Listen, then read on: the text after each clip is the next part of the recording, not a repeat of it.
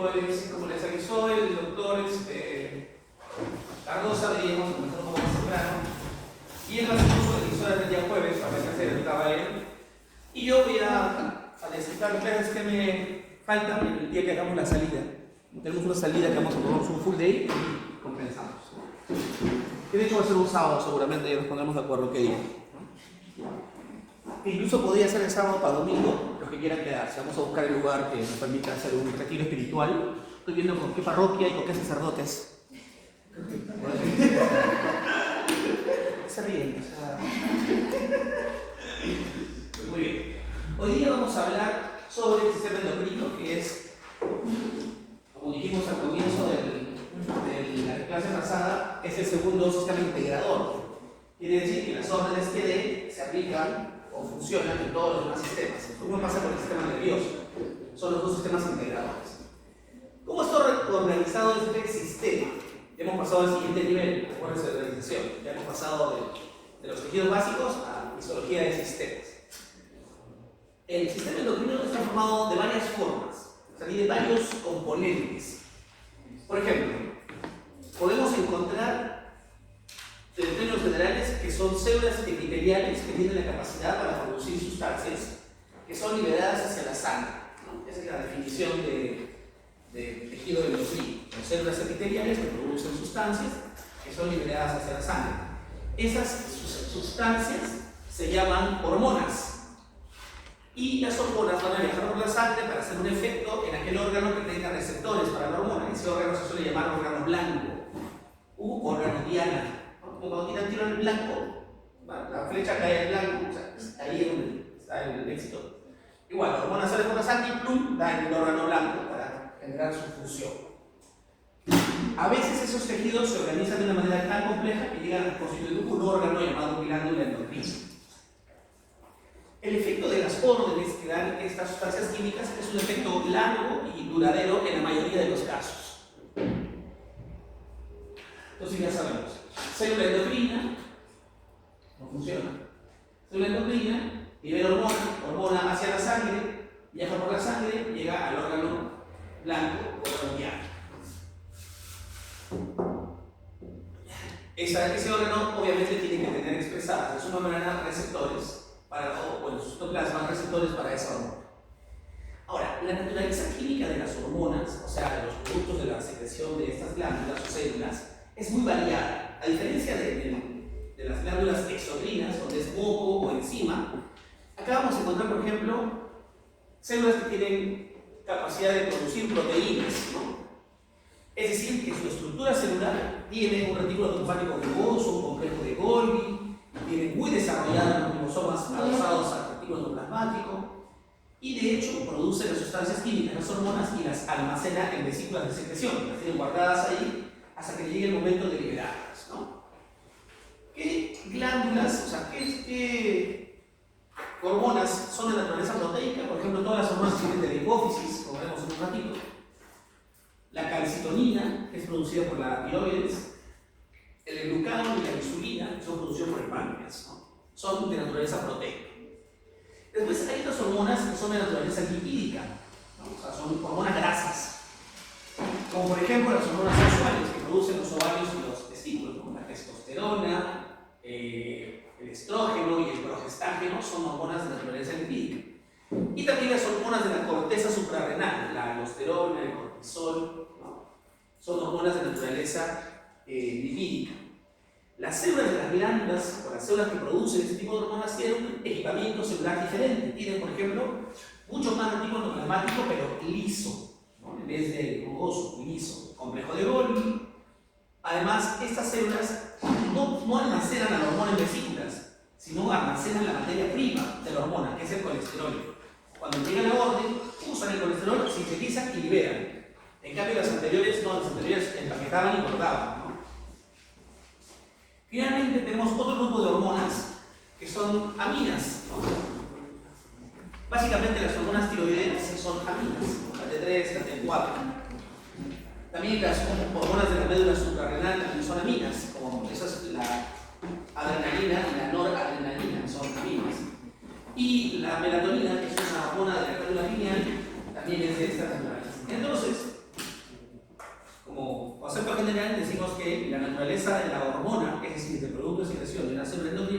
muy variada. ¿Cómo es que se organiza el sistema endocrino? El sistema endocrino tiene una organización más o menos compleja. El primer componente está dado por algunas células que están inmersas en otros órganos, en otras estructuras, pero que producen hormonas. Pero son células aisladas produciendo hormonas. Por ejemplo, este es un epitelio, ¿no es cierto? Es un epitelio simple cilíndrico. Es el epitelio que le corresponde a la mucosa del intestino delgado en este caso. Pero en ese epitelio aparecen estas células abajo, que son células que producen hormonas para el sistema digestivo, que son células del sistema enteroendocrino. Es un sistema de hormonas que permite que se comuniquen los segmentos del tubo digestivo. Un sistema que le dice el estómago, le avisa al intestino delgado, oye, ya voy a vaciarme. El intestino delgado le manda una señal a la vesícula biliar y dice, oye, ya el estómago se va a vaciar, acércate también tú. Le avisan al páncreas y el páncreas dice, ya, perfecto, yo también me voy a vaciar mis enzimas. Y todo viene coordinado. Ese sistema de comunicación hormonal se llama sistema enteroendocrino y está formado por células aisladas que producen hormonas que hacen que el sistema digestivo se comunique. ¿Qué hormonas producen? Por ejemplo, gastrina, somatostatina, secretina, colecistocinina. Son hormonas que sirven para comunicación cercana, ¿no? Entonces, el primer componente, células aisladas. Segundo componente es un tejido inmerso dentro de otro órgano. O sea, ya no es una sola célula solita. Como anterior era una célula solita que se llama célula enteroendocrina. Ahora no. Ahora es un grupo de células inmersas en otro tejido, en otro órgano, y que producen hormonas. Por ejemplo, en el riñón está hecho para filtrar la orina, para la sangre y producir orina. Esa es la chamba del riñón. Pero dentro de su tejido vamos a encontrar unas células que producen eritropoyetina, por ejemplo, que es una hormona. ¿No? Entonces son células, un tejido inmerso en un órgano, que está hecho para otra cosa. Igual pasa, por ejemplo, con el corazón. El corazón es un órgano que está hecho muscular para bombear, ¿no?, la sangre. Pero dentro de sus células, en la aurícula derecha, aparece un grupo de células de tejido que produce una hormona que se llama péptido natriurético auricular. Analicemos el péptido, o sea, es una cadena de aminoácidos. Péptido natriurético. ¿Natrio qué significa? Natrio es, ¿cómo es el signo del sodio? ¿Cómo es? Entonces, natrio es sodio, en latín. Péptido natriurético. ¿A qué suena urético? A orina, ¿no? Entonces, péptido natriurético auricular. Auricular porque es la aurícula derecha. Entonces, significa que esta hormona, que es un péptido, produce orinar sal, orinar sodio, natriurético. Cuando se pierde sodio, ¿con qué va el sodio? ¿Con el potasio? No, déjame el sodio. ¿Por qué ustedes cuando se meten al mar se arrugan? Sal. ¿Qué hay en el mar? Sal. Hay sal. Y cuando hay sal, ¿qué pasa con el agua que tenemos dentro? La sal, el sodio, jala agua. Entonces nosotros nos arrugamos cuando salimos al agua salada, al agua con sales. Igual pasa con el péptido natriurético. Hace que se filtre sodio, que se orine sodio, y el sodio no va solo. ¿Qué jala? Agua. Entonces, ¿para qué sirve una hormona que produce y orinar agua? Ustedes se van a la playa el sábado, se sientan en mancha a una mesa y piden ¿qué cosa? Una caja de chelas, heladitas. ¿No? Cada uno se toma 1 litro, 2 litros, 3 litros, 4 litros de agua, claro, con chela, ¿no? Con cebada y eso. ¿Ustedes creen que su cuerpo va a poder manejar de golpe 4 o 5 litros? En ese momento su corazón se da cuenta que ustedes están cargándose de volumen. Y el corazón, que se siente un poco abotagado de tanto líquido, empieza a producir hormona, natriurético. Entonces ustedes ponen la segunda chela y dicen, ya vengo, ¿no?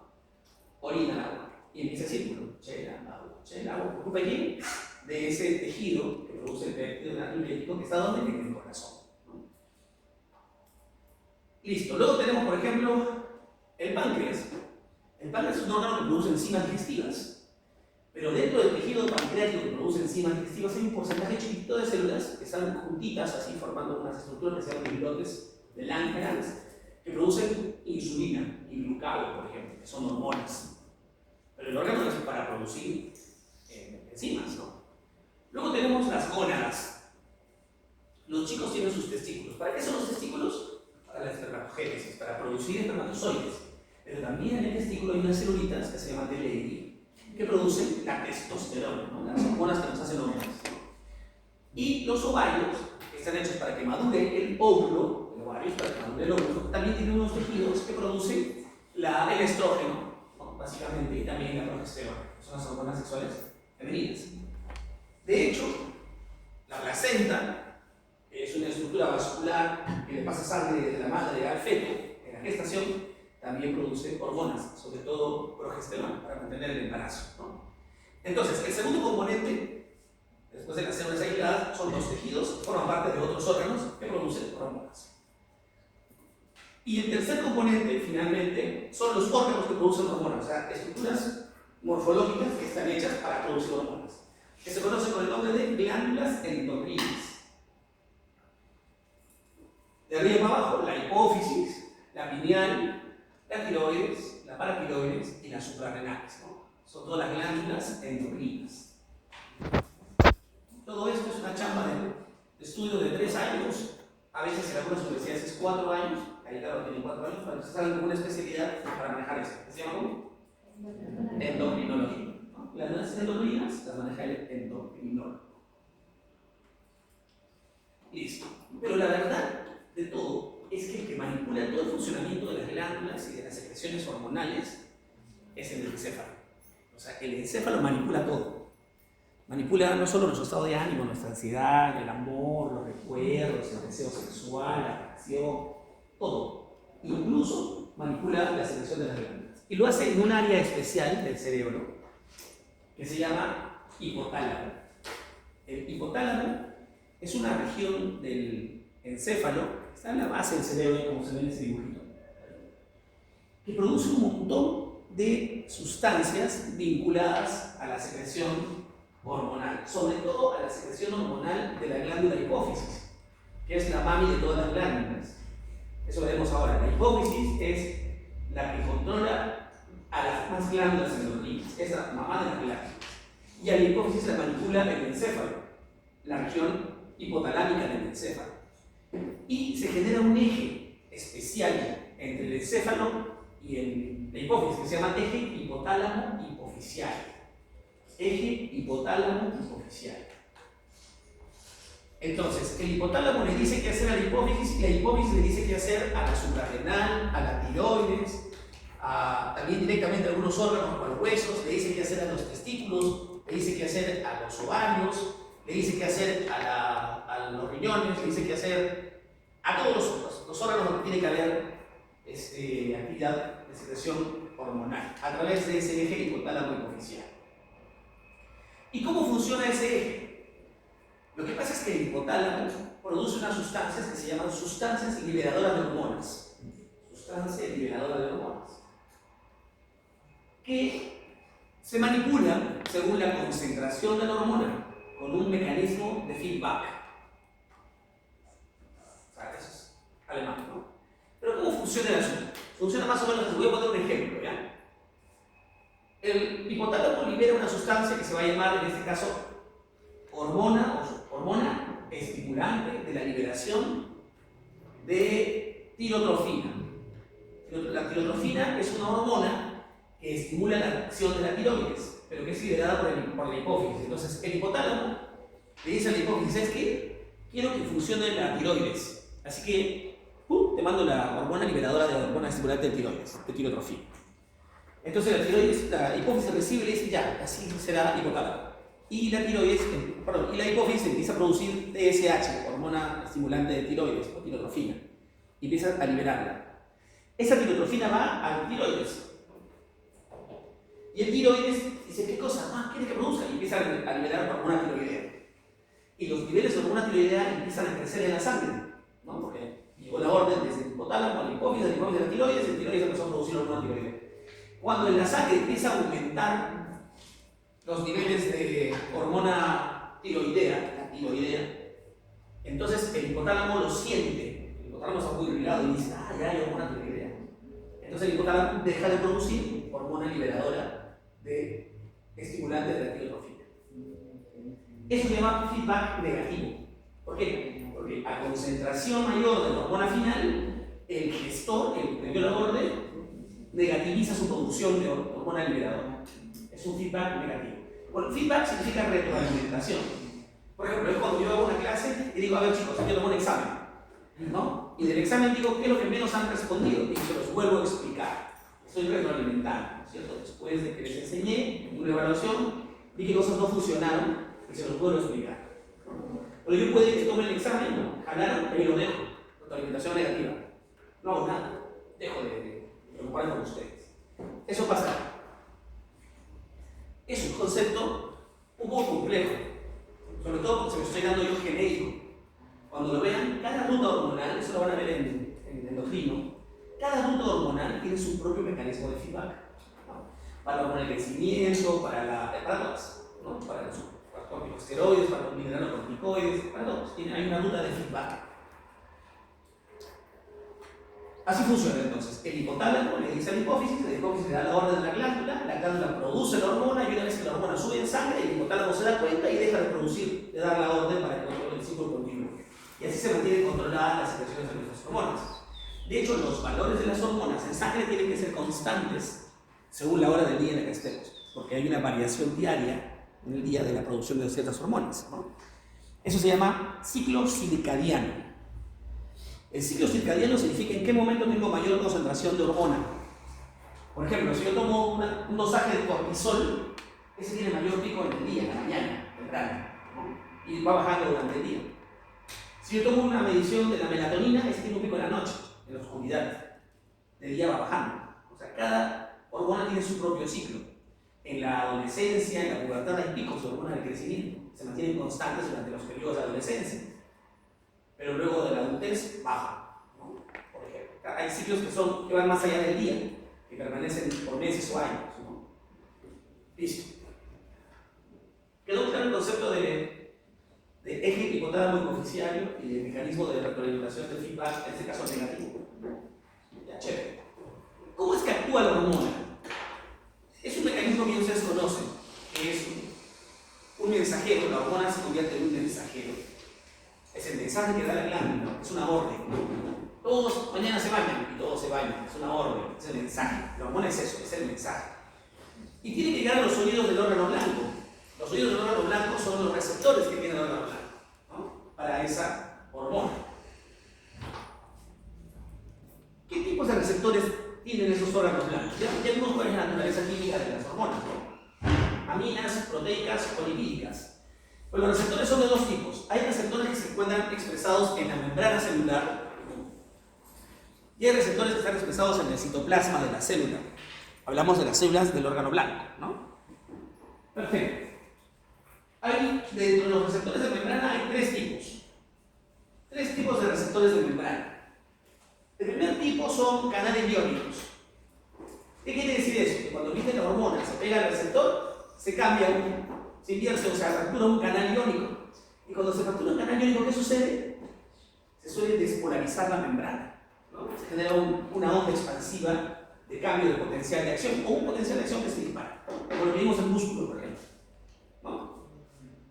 Ese es un receptor ligado a un canal iónico. Entonces sale la glándula hormona, la glándula endocrina libera la señal, que es el mensaje viaja por la sangre, llega a la membrana, se une a un receptor de canal iónico y ¡pum!, se invierte la polaridad de la membrana. Esa fue la orden, que se invierta la polaridad. Ahora, esa inversión de polaridad va a desencadenar otros hechos, pero eso es lo de menos. El mecanismo estamos explicando. El segundo mecanismo del receptor de membrana es el catalítico. ¿Qué es catálisis? ¿Qué es un agente catalítico?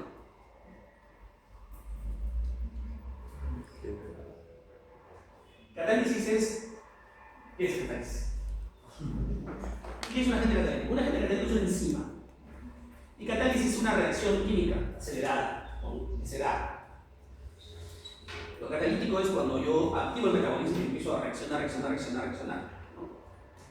De hecho, la catálisis con cansancio, con consumo de energía, con consumo de materiales, en fin. Es así, catálisis, catalítico. Entonces, cuando viene la hormona viajando por la sangre y encuentra un receptor de este tipo, lo que hace ese receptor es recibe la hormona y le dice a la enzima, actívate, y la enzima, plum, empieza una cadena de señales bioquímicas dentro del interior de la célula. Activó una enzima para que se desencadene una ruta bioquímica. Están estudiando ustedes bioquímica, así que eso lo saben mejor que yo. Esa es la segunda forma en que actúa una hormona, activando enzimas desde la membrana.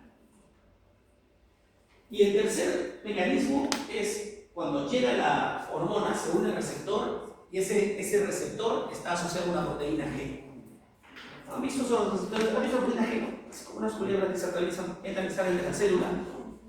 Esas proteínas pueden estar asociadas a un receptor, como pasa acá. Lo que hace esto usualmente es activar el consumo de AMP cíclico.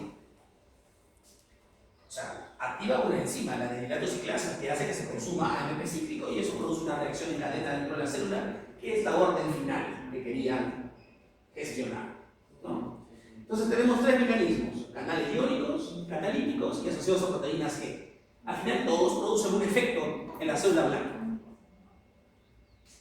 Pero estos receptores funcionan mucho para las hormonas que son proteicas. Las hormonas proteicas son las que se pegan al receptor de membrana. Pero hay hormonas que son chiquititas, las aminas. Las aminas son tan pequeñas que se meten nomás la célula de frente, entre los fosfolípidos se atraviesan. Peor, las lipídicas, las hormonas lipídicas, como son lipídicas, son muy amigas de los fosfolípidos, son de la mancha, pues, ¿no? Entonces cuando llega ese fosfolípido, déjame pasar, pasa y se mete nomás de frente, la hormona lipídica. Por lo tanto, esas hormonas que entraron directamente en la célula tienen que buscar un receptor. ¿Dónde lo van a encontrar? Ya no en la membrana, porque ya se metieron, lo encuentran en el citoplasma. Bueno, claro, en el citoplasma. Por eso se llaman receptores intracelulares.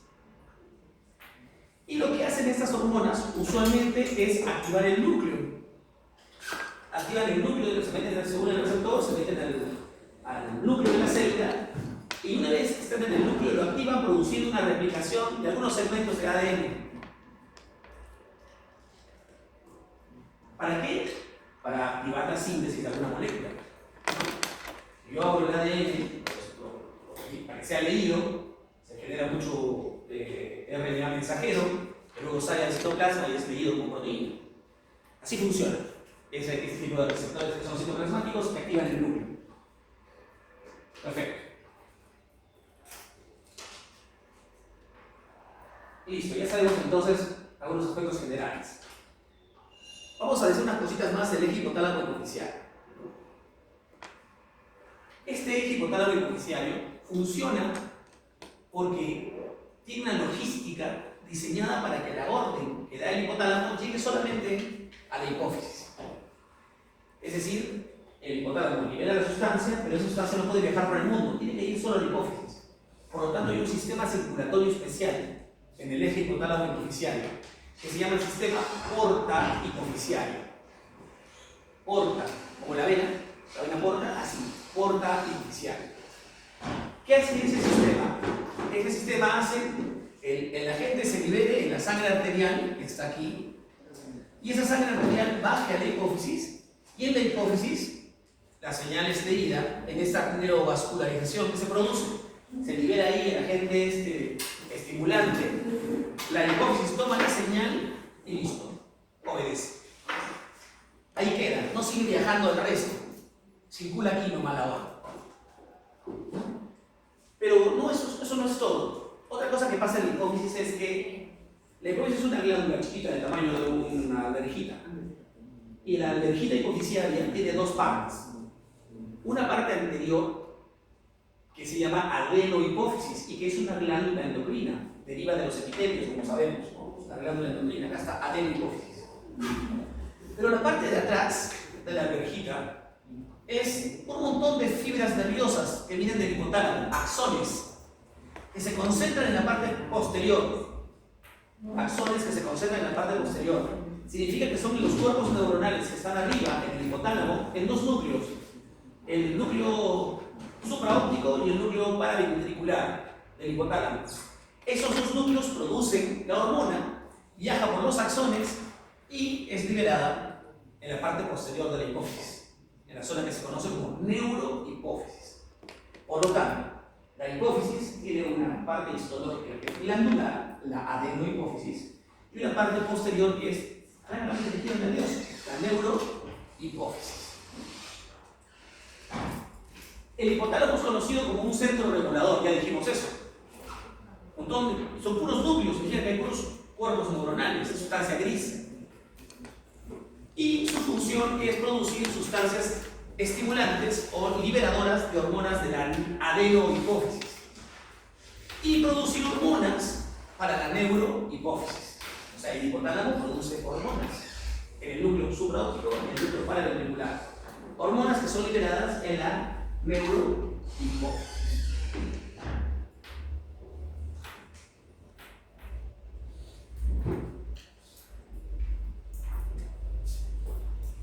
Eso es para que veamos otra vez la ruta de la producción de una hormona, ¿no? El hipotálamo produce el agente liberador, la flecha verde, para que la hipófisis libere ese agente. El agente es liberado por la hipófisis, es un agente estimulante. El agente estimulante va a la glándula endocrina, porque la adenohipófisis produce agentes estimulantes de otras glándulas endocrinas. Produce el agente estimulante para la glándula endocrina produce la hormona. Y la hormona aumenta en su concentración. Cuando aumenta en su concentración, llega otra vez al hipotálamo y el hipotálamo deja de producir. En algunos casos, incluso el hipotálamo produce un agente inhibidor. Así como produce un agente liberador, puede producir un agente inhibidor. En ciertas rutas existe agente inhibidor.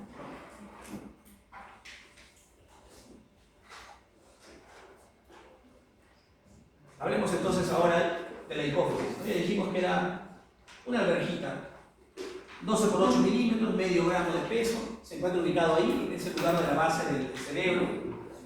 ¿Cómo se llama el hueso ese? Esfenoides. Tiene un lugar especial que se llama silla turca. Ahí se deposita la glándula. Hay una imagen. Ustedes saben que hace unos años, el siglo pasado, cuando se quería obtener hormonas de la hipófisis, se requería extraerlas de la hipófisis. Por lo tanto, había que tener hipófisis. Por ejemplo, una hormona de la hipófisis es la hormona del crecimiento.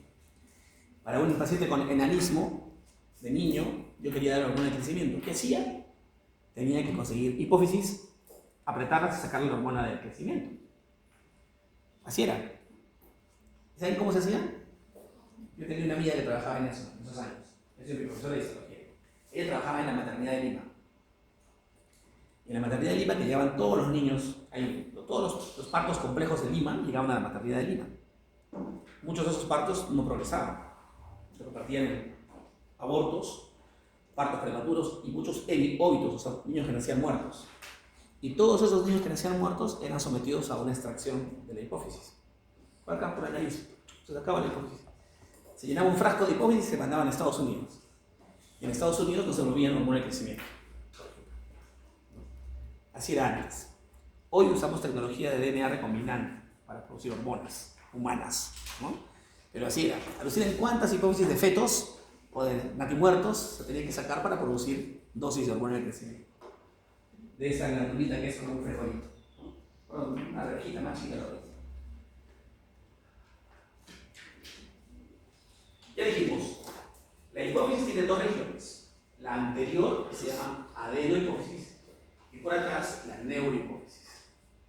Anatómicamente, la hipófisis tiene la pars distans, la pars tuberalis, la pars intermedia. Y la neurohipófisis tiene la pars nerviosa, el tallo del infundíbulo y la eminencia media. Y me interesa lóbulo anterior, lóbulo posterior de la hipófisis. Y quizás el infundíbulo, que es el tallito por el que se pega a la parte del hipotálamo. La pars distalis es el lóbulo anterior. Toda la pars distalis, que es el nombre histológico de esa zona, la pars distalis es el lóbulo anterior. Y la pars intermedia con la pars nerviosa forman el lóbulo posterior de la hipófisis. Vamos a hablar ahora de la adenohipófisis. Acá se ve. Adenohipófisis, neurohipófisis. Con la tinción de hematoxina y eosina, adenohipófisis, y la neurohipófisis, que es, ya saben ustedes, una continuación del hipotálamo.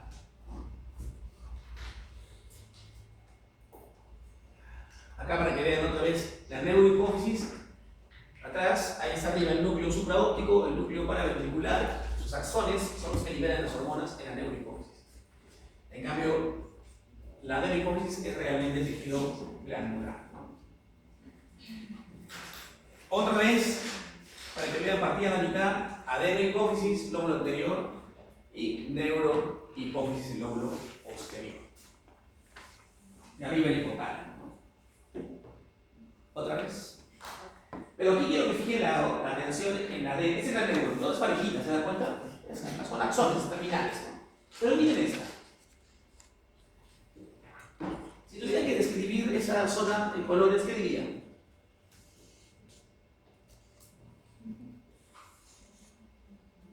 Puede ser primitivo, ¿cierto? Puede ser. Algunas se van a encargar de producir algunas proteínas. Pero miramos la imagen y digamos qué colores veo. Ya, veo color azul, y veo color rojo, Morado. Medio violeta. y veo una gama adicional. ¿No es cierto? Colores que no son tan precisos, pero veo azul. ¿Cómo se llama cuando veo una célula que se pinta azul? Basófila, o sea, veo células azules, basófilas. Cuando se pinta de rojo, acidófilas, ¿no? Basófilas, acidófilas, y las otras, ¿no? Y las otras células que no se definen muy bien el color. Ya, ese concepto me sirve mucho para lo que vamos a ver ahora. ¿Pero dónde pasa eso? En la adenohipófisis, ¿no? Otra vez, adenohipófisis es una imagen de un dibujo de internet. Para que tengamos una idea general, la pars distalis, que es la adenohipófisis, es casi toda la glándula, 75% de la glándula. Ahí cuando las células son de naturaleza epitelial, ya lo sabemos. Y hay tejido conjuntivo, fibras reticulares. ¿Qué son las fibras reticulares? Colágeno. Colágeno 3. Colágeno 3. Y algunas células de soporte como, no sé, pues, hay epitelioides en algunos casos, hay fibroblastos también. Ya, ahora veamos lo que dijeron ustedes hace un rato. Estamos hablando de la adenohipófisis, de esta adenohipófisis.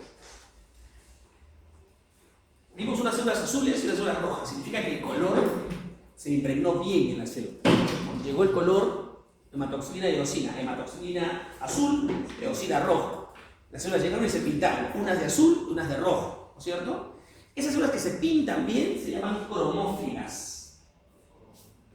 Cromo es color, filos es afinidad, ¿no? Tengo afinidad por el color, ¿no? Cromófila. Y las otras que se pintaron de rosado, unas no se pintaron, esas se llaman cromófobas. Fobas es de fobia, ¿no? No me gusta, ¿no? Por lo tanto son cromo, no me gusta el color. No se pintaron bien. Entonces, la mitad de las células de la adenohipófisis tienen color, son cromófilas, y la otra mitad son cromófobas. De hecho, así se llaman, cromófilas y cromófobas. Afortunadamente, las cromófobas no son funcionales. O sea, no hay que estudiarlas, porque no producen hormonas. Están ahí nomás. Algunos autores dicen que son células evolucionando cromófilas, ¿no? Que son como las formas inmaduras de las cromófilas. Pero mientras sean cromófobas, no funcionan, no producen. No las estudian. Vamos a hablar de las cromófilas, de la mitad de las células que son las funcionales. De esas funcionales, el 50% ustedes vieron que unas eran azules, bonitas, y otras eran rojas, ¿no? Por lo tanto, vamos a llamarlas así. A las que se pintan de rojo, acidófilas. Acidófilas. Que son como que casi todas. Mucho rojo había, poquito azul, ¿no? O sea, el 40% quiere decir el 80%, ¿no es cierto?, de las cromófilas son rojas. La otra, el 10%, porque estamos hablando de 10% de ese 50, ¿no? O sea, sería el 20% de todo. Son basófilas, se pintan de azul intenso. Y listo. Ahora comienza el alemán. Yo puedo tener células cromófilas, acidófilas, somatotrópicas. Puedo tener células cromófilas, acidófilas, lactotrópicas. Tener células cromófilas, acidófilas, nada más, solo dos. Luego tengo las cromófilas, basófilas, tilotróficas, las cromófilas, basófilas, gonadotróficas y las cromófilas, basófilas, corticotróficas. Significa que de las rojas hay dos tipos y de las azules hay tres tipos. Las rojas son somatotrópicas y lactotrópicas y las azules son tilotrópicas, gonadotrópicas y corticotrópicas. Y cada una de esas células produce una hormona. Por ejemplo, las somatotróficas producen hormona del crecimiento. Somato es cuerpo, trófico es trofismo, crecimiento. Somatotróficas producen hormona del crecimiento. Las lactotróficas, ¿no? Lacto suena a leche, ¿no? Tienen que ver con la producción de prolactina. Lactotróficas, ¿para qué? Para que las glándulas mamarias produzcan leche, prolactina, ¿no? Las de abajo son las que dan órdenes a otras glándulas. Las basófilas son las que dan órdenes a la tiroides, TSH, hormona estimulante de tiroides. A las gonadotróficas, ahí está la hormona luteinizante y la hormona estimulante del folículo, más conocidas como LH y FSH, ¿no? Y las corticotróficas, que es la hormona se llama adenocorticotrofina, que es estimulante de la corteza suprarrenal. Son hormonas que estimulan a otras glándulas, ¿no? Como dijimos en los mecanismos de feedback, dijimos eso. Estas son básicamente. ¿Me están siguiendo el ritmo? Adenohipófisis, dermohipófisis. Acá se ven algunas acidófilas, algunas basófilas. Bueno, esta es la zona, es una imagen para que ustedes vean, casi todas son rojas. Hay otras que no tienen color y por ahí una que otra azul, ¿no? 1, 2, 3 azules. El porcentaje mayor siempre es de rojas, luego azules y la otra mitad de células no tienen color definido. Hablemos de los tipos celulares. Vamos a comenzar a hablar de las somatotróficas. ¿Qué producían? ¿Qué hormona? Hormona de crecimiento. Hormona de crecimiento. Bueno, el efecto de esta hormona es directo y es mediado por un mensajero, factor de crecimiento insulínico tipo 1, somatomedina C, así se llama el factor de crecimiento. ¿Qué hace esta hormona? Produce crecimiento longitudinal de los huesos largos al nivel de estimular el cartílago de crecimiento que está sobre la metáfisis, ¿no? Entre la diáfisis y la epífisis de los huesos largos. Como resultado final voy a tener un aumento de la talla final, ¿no? También va a estimular el aumento de la masa muscular, en fin. La cosa es que al final uno crece. Hay picos de esta hormona en la infancia y en la adolescencia. Y cuando llegamos a la adultez, la producción de la hormona baja. Es más, dicen que la disminución de la hormona con el paso de los años tiene que ver con algunos síntomas o signos de envejecimiento. No sé, yo no creo eso. Pero hay alteraciones, ¿no? Por ejemplo, cuando un niño no tiene hormona de crecimiento, ese niño no desarrolla su talla y se produce una enfermedad que se llama enanismo. Pero es un enanismo simétrico, ¿no? Porque simplemente se aumenta falta de talla. Cuando un cuando un niño tiene un exceso de esta hormona, o sea, déficit enanismo, exceso lo contrario, que es el gigantismo, ¿no? El paciente crece en talla enorme. Margarito Machaguay, ¿se acuerdan de él? Era un personaje chiclayano, guanuqueño, creo que medía 2,20 metros, creo, ¿no? Que tenía un tumor de estas células, producía hormona de crecimiento y se hizo gigante, ¿no?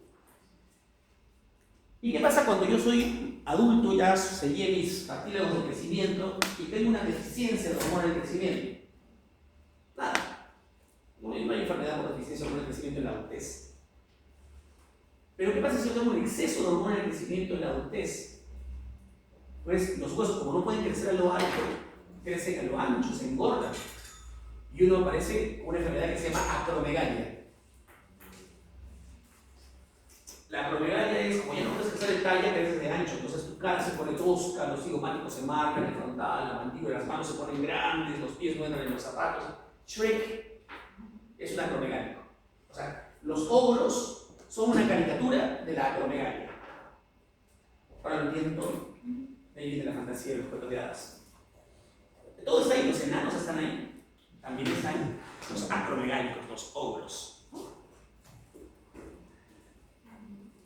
Tenemos un enanismo y ahí tenemos un acromegálico. Viene la mandíbula, los cigomáticos.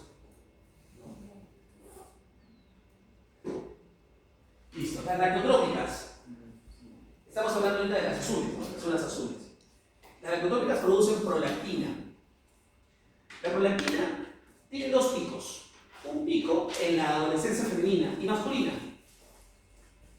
Cuando aparecen las hormonas sexuales masculinas y femeninas en la adolescencia, se activa la prolactina. Chicos, les debe haber pasado. A mí me pasó a los 14 años, un día me asusté porque me empezaron a doler las tetillas. Y se pusieron sensibles, las tocaba y me dolía. Y cuando las revisaba tenía bolitas atrás, muchas bolitas, y me dolían. Y cuando le conté a mi papá, me dijo, ¿qué te va a pasar? Sí, pues cuando cumplí un par de años después no había nada. No. Pero en cambio, a las chicas les pasó lo mismo, pero a los 2 años, ¡blup! ¿No es cierto? Aparecieron las glándulas mamarias. Porque actuaron en sinergia con el estrógeno. La prolactina y el estrógeno se potencian y aparecen las glándulas mamarias. En el hombre aparece prolactina y espera potenciarse, pero el hombre no tiene estrógeno, tiene testosterona. La testosterona le dice a la prolactina, inhíbete, ¿no? Y ¡plup! La lips. Algunos, ¿no? Pero hablamos de glándula, no de grasa, porque yo conozco tetones, pero es por grasa, ¿no? Es el primer pico, adolescencia. Y segundo pico es en periodo de lactancia, pues la mujer se embaraza, en los últimos meses activa la prolactina y empieza a producir leche. La mujer da luz y se convierte en una Holstein, ¿no? Empieza a producir leche. ¿Eso saben lo que es una Holstein? Es lo mismo que una Brown Swiss. Es una especie de vaca. Entonces produce leche. Y es más, la hormona se estimula, quiere decir, sigue produciéndose mientras más se succione el pezón de la mujer. Si se succiona el pezón de la mujer, la glándula se da cuenta de que todavía están alimentándose y sigue produciéndose leche. Por eso la mujer puede dar de lactar 1 año, 2 años, 3 años, 6 años, se sigue succionando el niño. El niño deja de succionar y se inhibe la producción de la glándula, ¿no? De hecho, si ustedes son de jugar, ¿no? Y juegan ahí y succionan la glándula mamaria de su enamorada, le puede producir secreción láctea. Porque el cuerpo asume que está bajo un periodo de lactancia, se activa y produce secreción láctea. Si un chico se deja estimular sus glándulas mamarias por la succión, puede desarrollarse la glándula y puede producir secreción láctea. Incluso si no estás embarazada. Incluso si no estás embarazada. Funciona, ¿no? De hecho, eso es raro, pero pasa. Y a veces, cuando al chico o a la chica le estimulan un solo lado, ese lado no crece.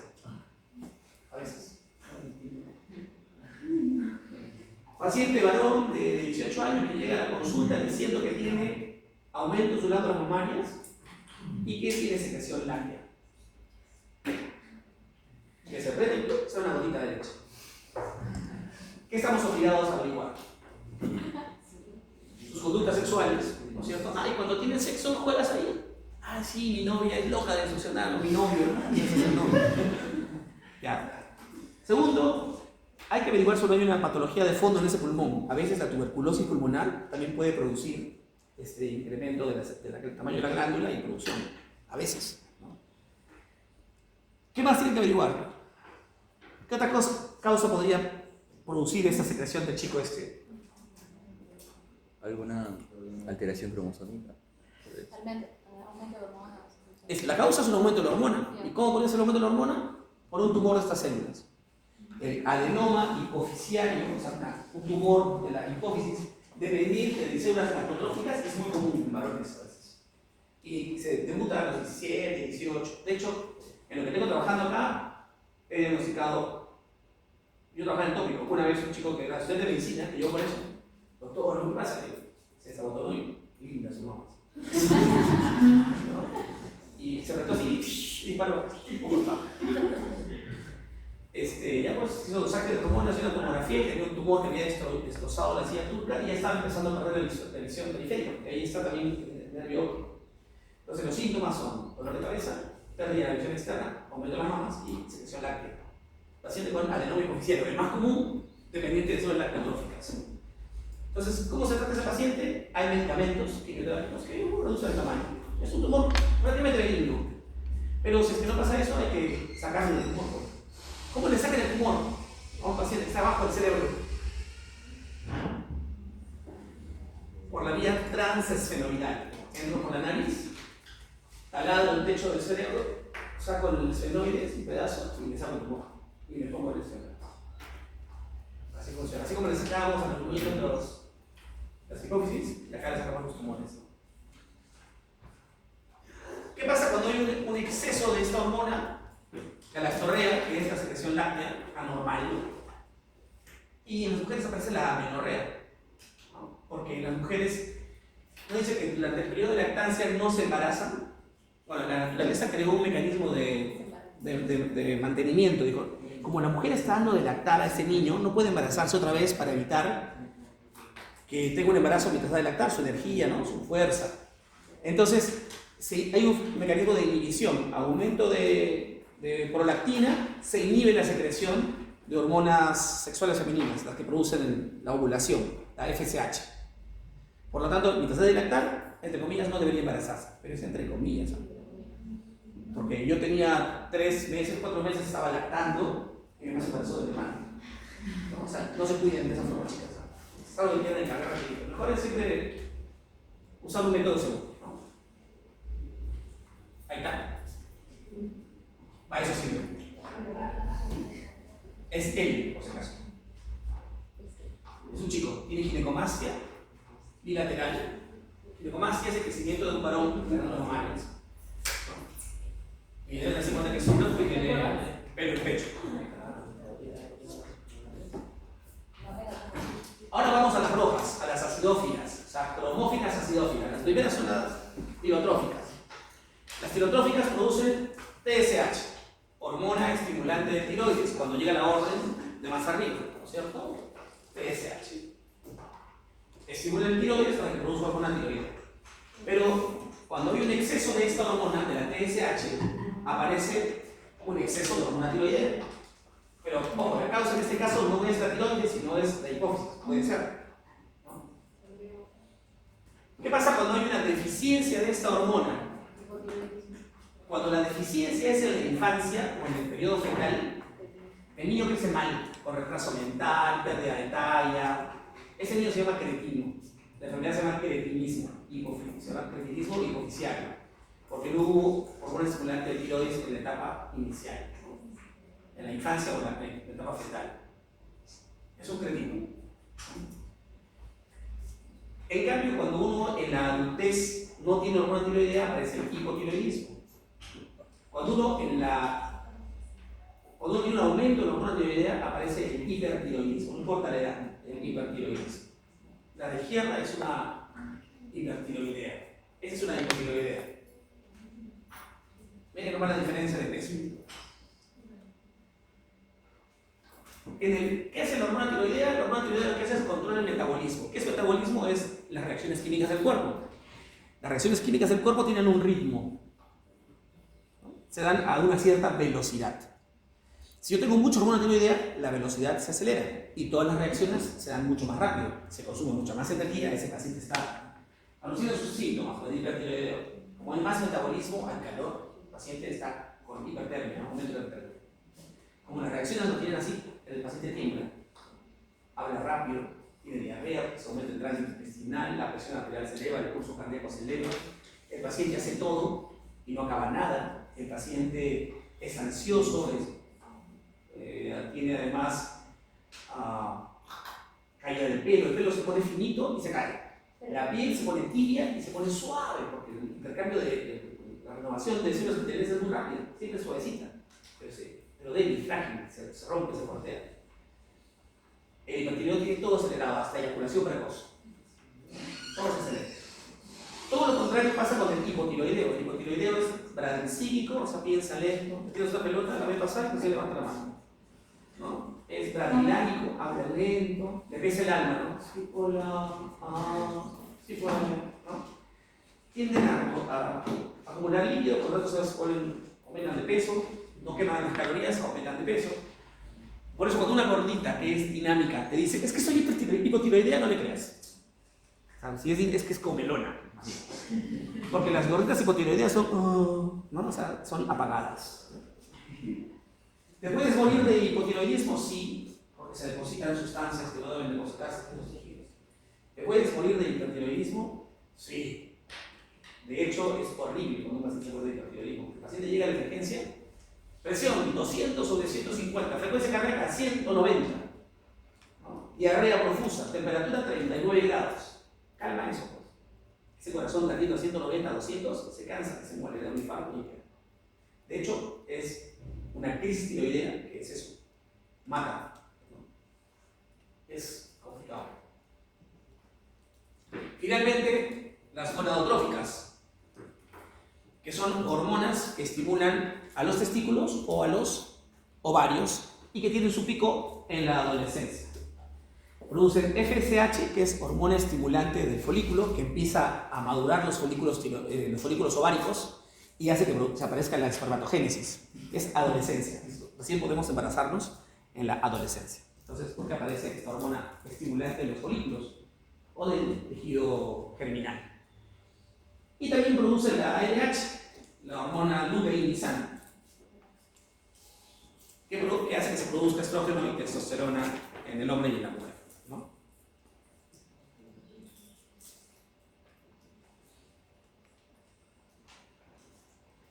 Me faltaba una.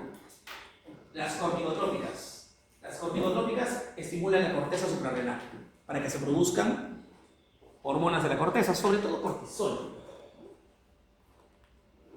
Eso lo veremos en la próxima clase cuando hagamos la glándula suprarrenal.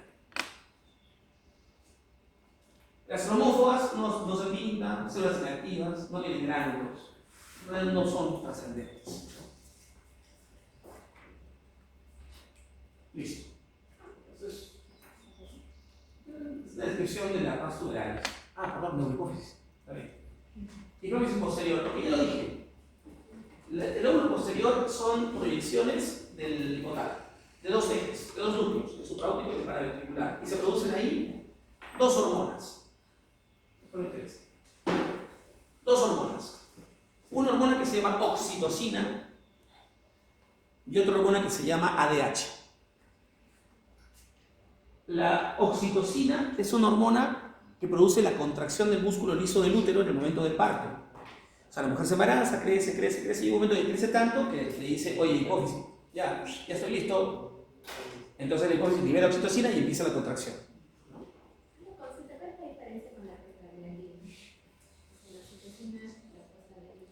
Porque sí, lo que pasa es que la oxitocina es una hormona, ¿no? Las prostaglandinas es un mediador de la inflamación, ¿no? Cuatro estomosales, en fin. La prostaglandina lo que puede hacer es, si yo introduzco prostaglandina en el cuello uterino, es activar esas fibras del músculo liso para que le digan a la hipófisis que comience a producir oxitocina y desencadena un trabajo de parto. Solo puede desencadenarlo, pero no lo conduce, no llega hacia a la expulsión, al parto mismo, no. De hecho, en ginecobstetricia utilizamos prostaglandina para que una mujer está, oye, ya tiene 40 semanas, el feto está a término, vamos a estimular el parto, le ponemos prostaglandina en el cuello uterino en la noche y al día siguiente empieza a trabajar parto. Es una práctica común. Entonces la oxitocina lo que hace es eso, producir la contracción del útero. Pero además es una hormona del placer. Cuando ustedes tienen un orgasmo, su nivel de oxitocina se eleva y eso contribuye a la contracción de algún músculo liso que nos da placer, ¿no? El músculo liso que está rodeando la próstata, el músculo liso que está, en fin, en las vías estas genitales, ¿no? Es interesante el fenómeno de la oxitocina como una hormona de placer. Hay estudios recientes que están trabajando un poco sobre eso y, bueno, curioso, ¿no? La otra hormona se llama ADH, antidiurética. Así como hay un péptido natriurético auricular, cuando se toma chela, ¿no? Funciona. Lo contrario es la ADH, es una hormona antidiurética, lo que le dice a los riñones no orines. ¿Y por qué será necesario decirle a un riñón que no orine? Para que no se deshidrate, ¿no? Claro, para evitar la deshidratación. ¿Cuándo? Cuando no tomamos agua, por ejemplo. Si yo estoy 2 días sin tomar agua, no voy a darme el lujo de orinar, ¿no? O por ejemplo, cuando tengo pérdidas de agua en otro sitio, un gran quemado, que perdió agua por la piel. O un paciente con diarrea severa, una diarrea severa en cólera, por ejemplo, no vas a orinar, pues estás perdiendo por atrás, ¿para qué vas a poner por delante? ¿No? Ahí se activa la antidiuresis, la hormona de la neurohipófisis, ¿no? Entonces ya saben, antidiurética y oxitocina. Neurohipófisis. La neurohipófisis almacena y secreta hormonas. No las produce. ¿Quién las produce? El hipotálamo. ¿no? En los núcleos que ya dijimos.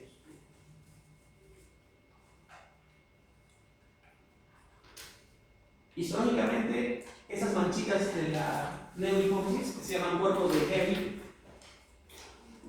son de fosfamilacia, algo acidófilo. Nos hace darnos cuenta que estamos viendo neurohipófisis. Ahí están los cuerpos de Hevig, que acá se ha pintado de azul.